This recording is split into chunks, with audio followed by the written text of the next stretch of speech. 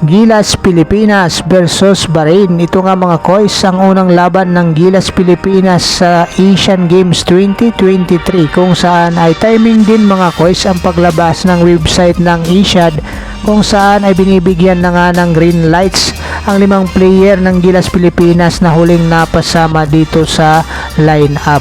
At ang Gilas Pilipinas mga koys ay nasa Group C na ang kabracket nga nila ay ang Bahrain, Thailand at saka Jordan. So dito nga mga koys, ang kalaban ngayon ay ang Bahrain, kung saan ang starting 5 ni Coach Tim Con ay si Chris Newsome, Calvin Oftana, Scotty Thompson, John Mar Fajardo at Justin Brownlee. So una ngang naipasok ni John Mar Fajardo para sa puntos ng Gilas Pilipinas dito sa panimula ng laban mga koys.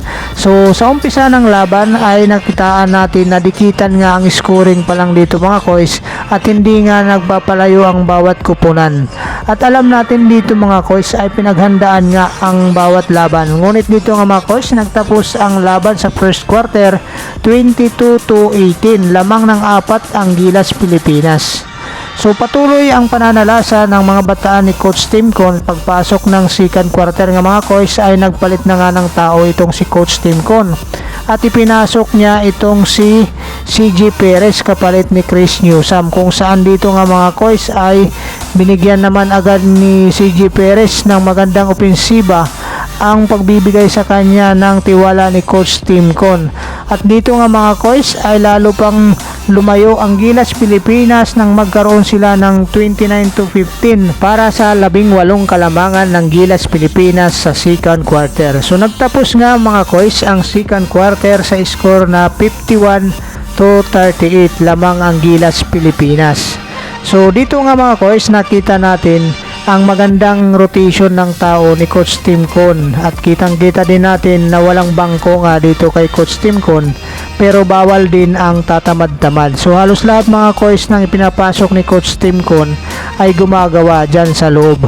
So pagpasok nga ng third quarter ay lalo pang binaon mga koys ng Gilas Pilipinas at saka ni Coach Tim Con ang Bahrain ng pagsabayin ng ipasok si Kwame at saka si John Mar Fajardo. So pagdating sa painted area nga mga koys ay walang pang tapat itong bansang Bahrain, kaya nakita ni Coach Tim Con ang kanyang advantage dito sa Bahrain, kaya lalo pa niyang itinuro ito mga koys at lalo pang naibaon itong bansang Bahrain, at natapos nga ang third quarter na may lamang na 25 points ang Gilas Pilipinas sa score na 72-47. At pagpasok ng fourth quarter nga mga koys ay patuloy pa rin ang pananalasa ng mga bataan ni Coach Tim Con, at lahat na nga dito mga koys ay naipasok na ni Coach Tim Con. So lahat ng Gilas Pilipinas player ay wala ditong masasabi nating bangko mga koys, sapagkat binigyan ni Coach Tim Con ang bawat isa ng minuto dito sa kalaban nga itong bansang Bahrain. So nagtapos ang fourth quarter na may lamang na 28 ang Gilas Pilipinas sa score na 89-61, kung saan nga mga koys ay pinangunahan nga ni Justin Brownlee ang Gilas Pilipinas sa 20 points niya. Si Kwame ay nag-ambag ng 15 points, si CJ Perez mayroong 15 points, si Calvin Oftana mayroong 10 points, si John Mar Fajardo may 8 points, si Marcio Lasater naman may 8 points din, si Scotty Thompson may 5 points, si Chris Newsome may 3 points, si Kevin Alas may 2 points, si Japet Aguilar may 2 points, si Chris Ross may 1 point, at tanging si Tolentino lang mga koys ang walang naipasok. Pero tulad ng una kong sinabi, lahat sila ay nabigyan ng minuto ni Coach Tim Con dito sa laban na ito, at wala ngang bangko para kay Coach Tim Con.